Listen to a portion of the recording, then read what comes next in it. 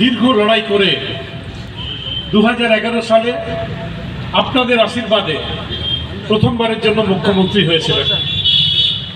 কিন্তু তার লড়াইয়ের যে ইতিহাস আমার পূর্ববর্তী যারা বক্তা তারা বিস্তারিতভাবে বলেছেন। আমাদের নেত্রী মমতা বন্দ্যোপাধ্যায় অন্ততপক্ষে 17 বার তিনি মৃত্যুর হাত থেকে বেঁচে ফিরেছেন।